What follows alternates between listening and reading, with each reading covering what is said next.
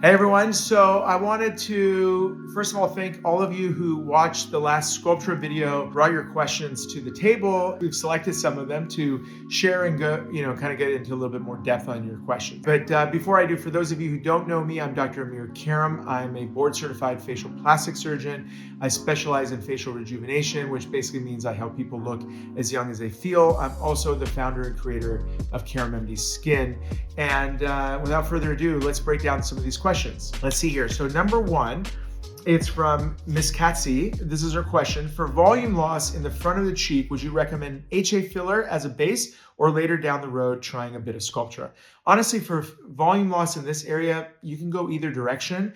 I don't have a particular, recommendation of one being, better than the other. The only thing I will say is this area of the cheek, you don't want it to be overfilled. So sometimes using an HA filler so we can see what the endpoint is gives you a little bit more precision versus like a Sculptra where you have to wait, 6 to 8 weeks before you see the results of 2 or 3 injections after you've been injected several times. So I think for such a discrete area like the front of the cheek, HA fillers are probably a little bit more handy. Use Sculptra mostly for the periphery of the face, as I discussed in the video. All right, next question is from Cruzalind. The question is about nodules. Please do a video on nodules, guidance on what options a practitioner should take to break them up. And then Jennifer Jen Seco asked also, what do you consider the best treatment to dissolve nodules? Now, frankly, I'm not the best person to advise on this because of the fact that I've never formed a nodule, even when I was injecting Sculptra, that I had to deal with. So I don't have any experience in it, unfortunately.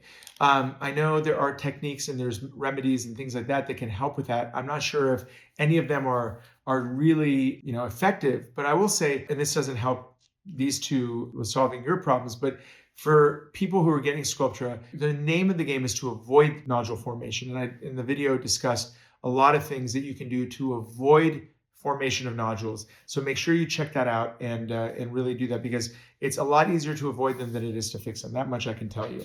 All right, now next question is, you mentioned 4 to 6 weeks in between injections at a minimum. Is there a maximum time to wait? I do believe there is a maximum time. I think really your ideal window is between a month or 2 after each injection. So you want to get them in succession because there's a stimulation going on at the cellular level with Sculptra.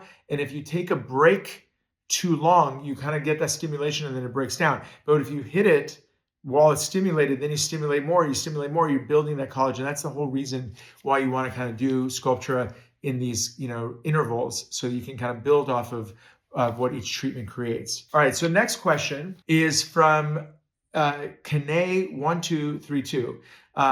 Thank you so much for all your videos. I love them so much. I'm 42 and I had my first 2 vials in January and 2 vials in February. But you mentioned in your video, you want to avoid looking overfilled, which is what I want to avoid. I want to look rested and refreshed. Does it always have to be 4 vials at a time? So the answer is no, it definitely doesn't have to be 4 vials at a time. That's a treatment dose that you kind of build up. Usually the rule is after you get to a certain point, whether it's a year and a half, 2 years out, you would go in and have 1, maybe 2 vials just to refresh the level that you were at. If things have dropped down. If it didn't drop down, you certainly don't need to do it again. It's more like looking at the area and deciding whether or not you actually need any more Sculptra. But usually, again, it's just a small amount to refresh the volume loss in that area. So let's see, bonus question is, hi doctor, do you use any specific technology/AI in your consults to determine predicted results with all the varied anti-aging options you have? There are so many. How would any normal person determine which is best and what outcome should be? All right, so I don't use any AI. I don't use any digital morphing programs to anticipate what somebody looks like. In my surgical practice, it's easy. You literally lift your face, you know what you're going to look like after a vertical restore. I think a lot of these volumetric type things can be useful, but somehow imprecise as well. I wouldn't put too much stock in any of them, honestly, because at the end of the day, your goal is to look like you used to. And if you have laxity, just consider these rules of thumb. If you have laxity, looseness, etc., it's a facelift. If you have volume loss plus laxity, you can only improve the volume loss. You can't improve the laxity with that kind of stuff. So morphing it, if they try to take away your jowls and all this stuff with the fillers or whatever, you're not getting an accurate outcome with that as a single treatment. So just think about it as if you're, older, your options are a little bit more limited in terms of non-surgical things that can help you. If you're younger, just imagine putting a little bit back where you lost it.